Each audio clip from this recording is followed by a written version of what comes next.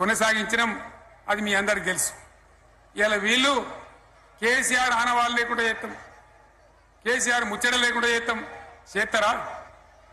ఇవాళ మనం కూడా సభ పెట్టుకుంటే ఎన్ని అడ్డంకులు దానికి. ప్రైవేట్ స్కూళ్ళు బస్సులు ఇస్తే వాళ్ళకు నోటీసులు ఇవ్వడం, అడుగడుగున ఆర్టీఏ అధికారులను పెట్టి పోలీసులను పెట్టి ట్రాఫిక్లు జామ్ చేయడం. ఇప్పుడు కూడా సభకు రావాల్సిన వాళ్ళు 1,50,000 మంది బయటనే ఆగిపోయింది.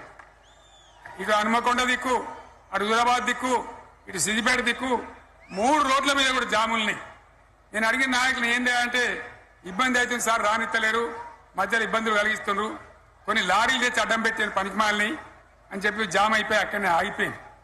నేను అన్న ఇంకో అర్ధగంట ఆగి మాట్లాడదామంటే మా వాళ్ళంతా ఉండి లేదు మనోళ్ళు దూరం పోవాలి, ఇక రానోళ్ళు ఎట్లా అందరూ మనం మాట్లాడి సభ ముగించాలని చెప్తే నేను వేదిక మీదకి వచ్చిన.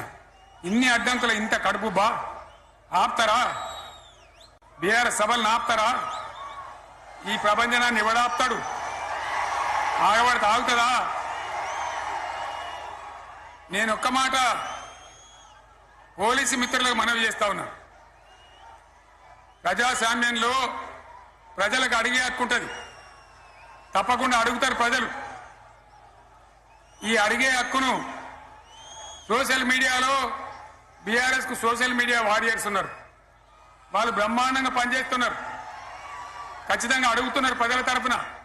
ఇంత అన్యాయం జరుగుతుంటే చూడలేక సోషల్ మీడియాలో పనిచేసే తెలంగాణ బిడ్డలు ఇది ఏమన్యాయమే ఎట్లా అని చెప్పి ప్రభుత్వాన్ని ప్రశ్నిస్తా ఉన్నారు, ప్రజలకు మద్దతుగా నిలబడతా ఉన్నారు. వాళ్ళ మీద కేసులు, వాళ్ళని పట్టుకపోవడు.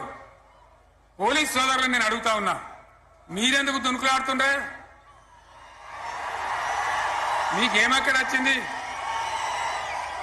మీకొక్కడి